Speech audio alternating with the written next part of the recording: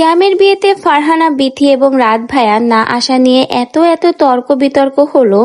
তারপর আবার লাইভে এসে সিয়াম ফারহানা বিথির সম্পর্কে যে কথাগুলো বলল, এত ঘটনা ঘটে যাওয়ার পর আপনাদের কি মনে হয় এত নাটকীয়তার পরে কি ফারহানা বিথি বা রাত ভাইয়া কেউ চুপ থাকবে? কখনোই না। তারাও কিন্তু এবার সকলের উদ্দেশ্যে পোস্ট শেয়ার করেছে, মানে যারা তাদেরকে নিয়ে কথা বলেছে তাদের উদ্দেশ্যেই কিন্তু ফারহানা বিথির পক্ষ হয়ে রাত ভাইয়া পোস্ট শেয়ার করেছে।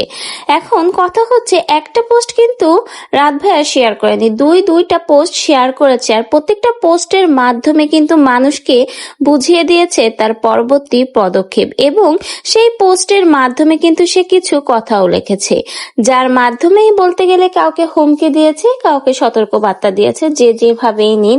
তো আসুন কি পোস্ট করেছে রাত ভাইয়া, সেই পোস্টটা এখন পড়ে নেওয়া যাক। প্রথম পোস্টটা পড়ে নি। প্রথম পোস্টটা হলো, রাত ভাইয়া লিখেছে, তোমাকে নিয়ে যারা খারাপ কথা বলেছে, যারা নিজেরা ভালো থাকার জন্য তোমায় সবার কাছে খারাপ বানাচ্ছে, তাদের আল্লাহ বিচার করবে। তুমি আমায় তাদের প্রতি ভালোবাসা দেখাই আমার মুখ খুলতে মানা করেছো, তাই আজও চুপ করে আছি।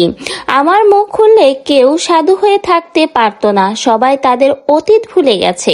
ব্যাপার না, সবার ভালো দেখতে দেখতে নিজে আর সবার কাছে খারাপ হয়েছো, কিন্তু আমি তোমার হাজবেন্ড, আমি তোমায় চিনি। আল্লাহ ভালো দিন দিবে ইনশাআল্লাহ। ভাবছিলাম চুপ থাকবো, কিন্তু বাট পারলাম না এতটুকু না বলে। তোমার অনেক ভালোবাসার মানুষ আছে, তাদের নিয়ে এগিয়ে যাও। এটা ছিল রাত ভাইয়ার প্রথম পোস্ট।